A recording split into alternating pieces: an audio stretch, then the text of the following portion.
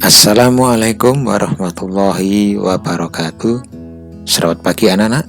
Bagaimana keadaan pada hari ini?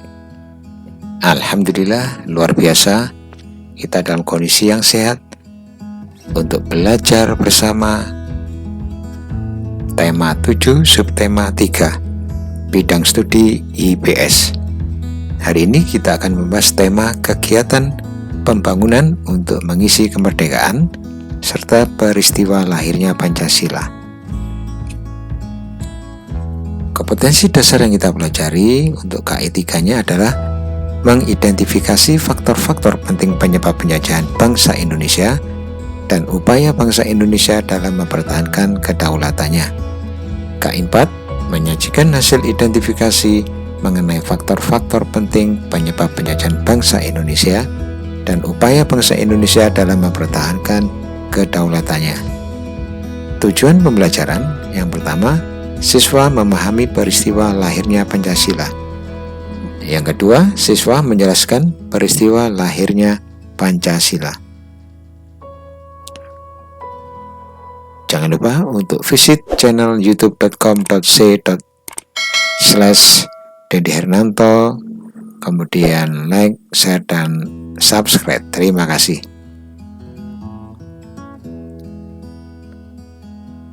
Kegiatan pembangunan untuk mengisi kemerdekaan.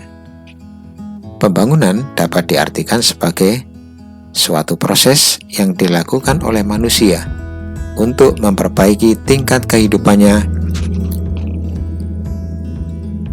secara material maupun non-material atau spiritual.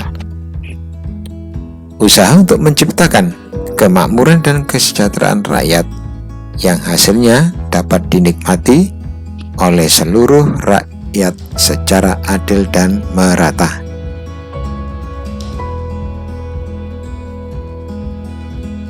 Pembangunan yang dilakukan pemerintah contohnya adalah pembangunan fasilitas umum seperti berikut. Pembangunan bendungan bertujuan untuk memenuhi kebutuhan air masyarakat, pembangkit listrik, pencegah banjir, dan tempat wisata. Pembangunan jembatan bertujuan sebagai sarana transportasi yang menghubungkan masyarakat dan mendorong pemerataan.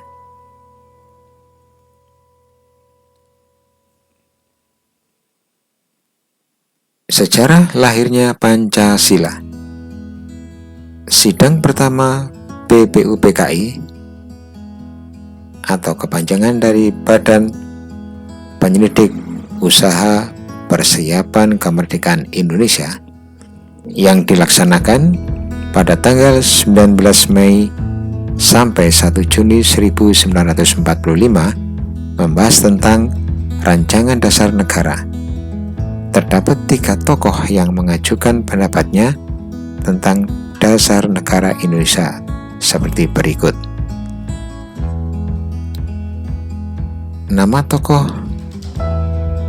yang merumuskan dasar negara pertama pada tanggal 29 Mei 1945, nama tokohnya adalah Mr.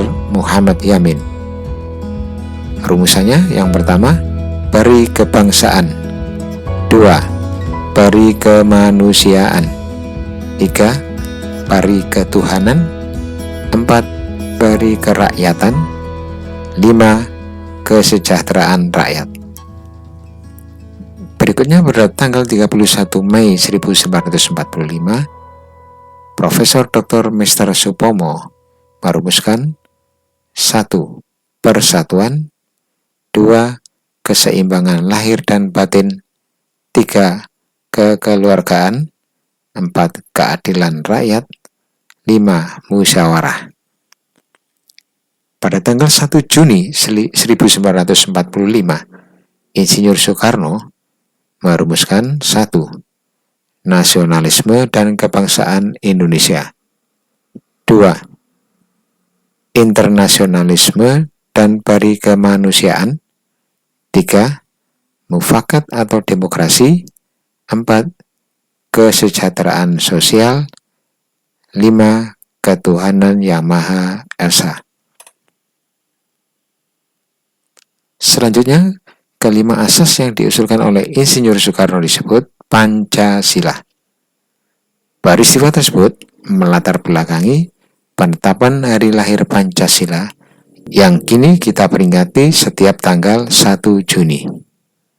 Sebelum memulai sidang kedua BPUPKI, dibentuklah kembali panitia yang dikenal sebagai Panitia 9 pada tanggal 22 Juni 1945.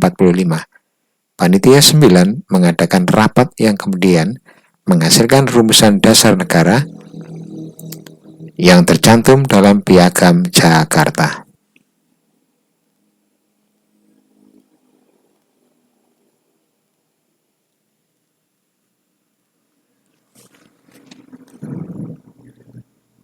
Setelah mendapat beberapa perubahan, Pancasila sebagai dasar negara akhirnya pada tanggal 18 Agustus 1945 dituliskan dalam pembukaan Undang-Undang Dasar 1945 yang berbunyi: 1.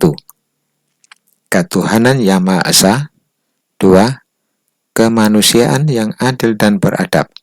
3. Persatuan Indonesia. 4.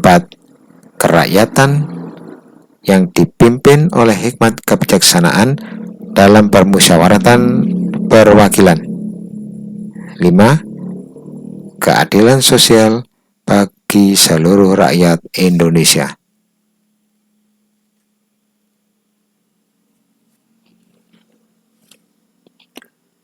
Upaya melestarikan kebudayaan bangsa Indonesia. Kita harus menghormati budaya dari daerah lain. Hal tersebut bertujuan untuk menjaga kedaulatan negara dan ketenteraman dalam hidup bermasyarakat. Sikap yang dapat kita lakukan untuk menghormati dan menghargai budaya daerah lain adalah sebagai berikut. 1. Tidak membangga-banggakan budaya sendiri. 2. Tidak menjelek-jelekan budaya daerah lain. 3. Mau menikmati pertunjukan budaya daerah lain. 4. Mau mempelajari budaya daerah lain. Demikian pembelajaran hari ini. Kita akhiri dengan membaca hamdalah alhamdulillahirabbil alamin. Assalamualaikum warahmatullahi wabarakatuh.